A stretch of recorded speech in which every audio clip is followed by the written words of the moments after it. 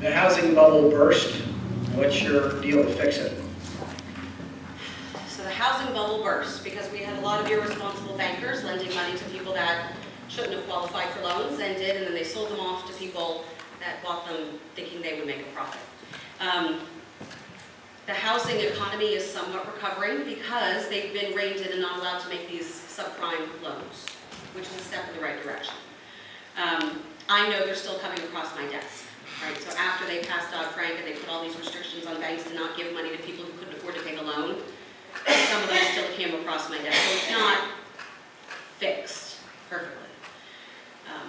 Education, right? The Consumer Protection Agency that took forever to get through was one of Elizabeth Warren's ideas, which was to make sure people are informed of the economic choices they're making.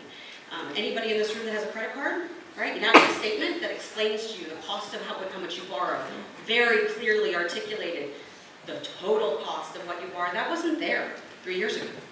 And there's a lot of folks that I deal with that didn't know what their credit card statement meant. So there's nothing wrong with making sure that banks are informing their customers. Some of us are. This is what we do for a living. So I know if you're an accountant, when you read a credit card statement, you absolutely know what it says. But that's not true for a lot of folks. So if we have a regulatory agency that's going to say to the banks, you need to keep your clients informed, it makes for more informed people to make better choices about their economic choices and what they spend their money on. So it's a step in the right direction. There still needs work to be done. Thank you.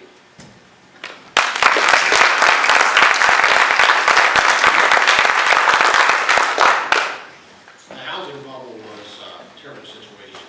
You know, it was put a lot of families found themselves in very difficult situations where they weren't able to pay that mortgage. And quite frankly, I do blame the two things. I blame Washington because there was a culture that goes back into the 90s and it's admirable, but that everyone should own a home. And that's an admirable goal. It's an incomplete sentence. Everyone should own a home that can afford to make that payment. And we found many people that were being overextended. And that was a Washington-created problem in the 90s. It was perpetuated by the banking industry. I'm talking specifically about Wall Street and the big banks. And this is a problem with Dodd-Frank's. Dodd-Frank's is a cookie-cutter solution coming out of Washington. Cookie-cutter solutions do not work. This country is much more complex than that. Dodd-Frank's is making it more and more difficult for families to get loans. Because of the impact of what was appropriated on the big banks, when you look at our local community banks, our credit unions, they didn't create a problem. They know the people they're lending to. They've been lending to those families for generations. They wouldn't put those families in that kind of a position. Yet they're being punished and penalized under Dodd-Frank's. And the amount of compliance and regulations now, they're finding it difficult to continue to make loans to families that they have lent to for generations, that they have perfect knowledge of their risk. And that's what you get when you get cookie-cutter solutions that come out of Washington.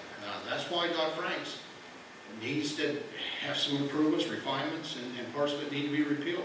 Because in the future, and today, banks and credit unions that normally would make loans are having a difficult time to do that. Those are the changes we need to make.